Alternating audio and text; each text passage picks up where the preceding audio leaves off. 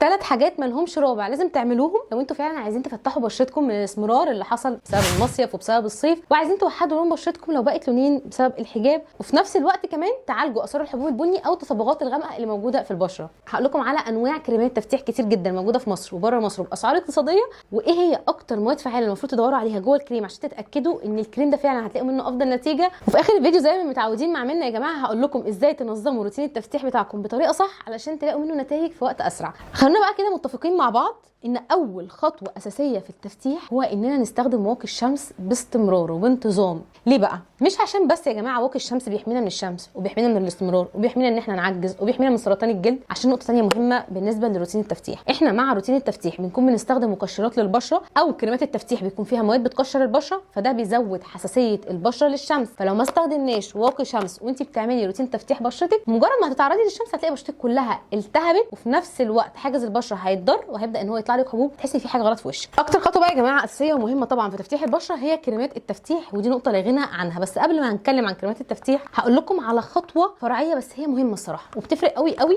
في سرعه التفتيح، وهي ان انا استخدم حاجه تقشر البشره، تشيل خلايا الجلد الميته، تشيل الطبقه السطحيه اللي فيها الميلانين اللي فيها تصبغات، عشان اول ما احط كريم التفتيح يمتص الطبقات عميقه ونلاقي منه نتائج اسهل. فدي بتتلخص في حتتين، يا اما ان انا اجيب غسولات تفتيح ان هي بتكون فيها مواد مقشره فبتعمل تقشير سطحي للبشره، فمع الاستخدام المتواصل بنبدا ان احنا نلاقي منه نتيجه. هتقولي هو اصلا الغسول مش بيلحق ان هو يقعد على البشره علشان نلاقي منه نتيجه؟ انا بقول لكم هي خطوه مساعده. لما نجيب غسول في مواد فعاله بتقشر البشره ال 30 ثانيه او الدقيقه اللي احنا بنستخدمه فيها هتقشر البشره ولو بنسبه بسيطه، وده هيكون بالنسبه لنا شويه منه ان انا معايا غسول كده كده بغسل بيه بشرتي وفي نفس الوقت انا بقشر بشرتي. كنت كلمتكم قبل كده عن غسول ايوسان وده من الغسولات الحلوه جدا لتفتيح البشره، وفي كمان 9 تايمز ده من الحاجات التحفه بجد للتفتيح، وده فيه فيتامين سي بس هو شويه مش عايز بشره تكون حساسه قوي. في غسولات تفتيح بتكون سعرها قليل زي الغسولات دي، ودي هتلاقوها موجوده عادي جدا في الصيدليات. طب الناس اللي بره مصر عايزين يجيبوا غسول بيساعد على التفتيح، دي افضل انواع غسولات تقدروا انكم تستخدموها برده لو انتوا عايزين تفتحوا بشرتكم. طيب انا مش هجيب غسول تفتيح، انا هكتفي بالغسول اللي عندي، يبقى ساعتها بقى احنا لازم نستخدم مقشر للبشره. مقشرات طبعا ذا اوردينري غنيه عن التعريف في تفتيح البشره، ده المقشر اللي هو الالفا هيدروكسي اسيدز والبيتا هيدروكسي اسيدز اللي هو المقشر الاحمر، هو مشهور بكده بتاع ذا اوردينري. انا بحب جدا يا جماعه على فكره الجلايكوليك اسيد كمان فعاله للتقشير، وعايزه اقول لكم ان الجلايكوليك اسيد بيستخدم في مليون حاجه، تقشير وتفتيح وبيشيل القشره اللي في الشعر وبيفتح الكوع والركب، بجد من اكتر المواد الفعاله اللي فعلا قويه. بس هو شويه الجلايكوليك اسيد بتاع ذا اوردينري سعره غالي شويه صراحه. المقشرات اللي هتظهر قدامكم على الشاشه دي برده كلها مقشرات حلوه جدا بتساعد على تقشير البشره. سيد برده ذا اوردينري في لاكتيك اسيد بيساعد على التفتيح، ودي اصحاب البشره الحساسه يقدروا ان هم يستخدموه عشان يفتحوا بشرتكم. لو عايزين طبعا فيديو كامل، انا مش فاكره سالتكم السؤال ده قبل كده ولا لا،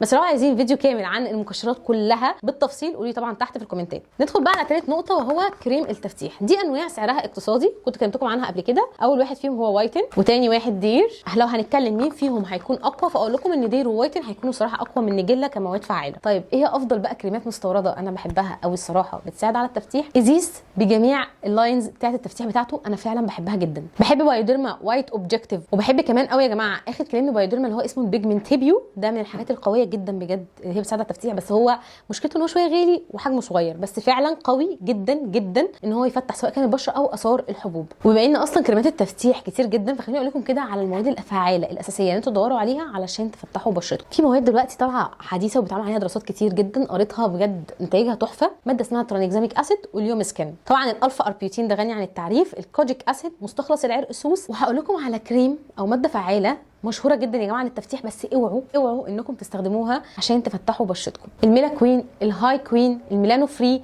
الثلاث كريمات دول اوعوا يا جماعه تستخدموهم لا في خلطات ولا لوحدهم عشان تفتحوا البشره. عايزين تستخدموهم يبقى يكون تحت اشراف طبيب علشان يتابع معاكم الحاله، وبيكون في حالات معينه. انا مثلا عندي نمش شديد جدا، عندي كلف، ساعتها ابقى ادخل ماده الهيدروكينون عشان افتح المشكله دي، لان دول ممكن يوقفوا اصلا الميلانين الطبيعي اللي بيطلع في البشره لدرجه ان مثلا لون بشرتنا البيج العادي ده يبقى ابيض، تتسحب خلاص طبقه الميلانين منه بسبب ان هو عمل رد فعل قوي على البشره، وده طبعا حاجه ما بتكونش كويسه خالص اطلاقا للبشره، ممكن تعرضنا لمخاطر كتير، بلس ان هم بيعملوا التهابات شديده جدا في البشره. وبكده يا جماعه نيجي لاخر الفيديو، وخليني اقول لكم ازاي نرتب بقى الروتين بتاع التفتيح عشان نلاقي منه افضل نتيجه. اول حاجه هستخدم واقي الشمس وانا نازله، ده اساسي. تاني حاجه احنا بنستخدم الغسول بتاع بشرتنا يكون مرتين في اليوم، مره الصبح ومره بالليل، بنعمل حركات دائريه على البشره وبنسيبه مده 30 ثانيه وبنشطفه. واللي مش فاهم اللي انا بقوله هتلاقوا فيديو الغسولات انا عامله لكم كده عليا ازاي بنستخدم الغسول بطريقه صح. بنيجي لنقطه المقشر مقشر شبه الجلايكوليك اسيد احنا ممكن نستخدمه من مره لمرتين في الاسبوع على البشره كلها. اهم حاجه طبعا ان احنا نستخدموه على بشره تكون ناشفه مش منديه، ولازم نكون متاكدين ان احنا ما عندناش حساسيه من المقشرات، ولو احنا بشرتنا حساسه نكون جربنا مقشرات تكون اخف.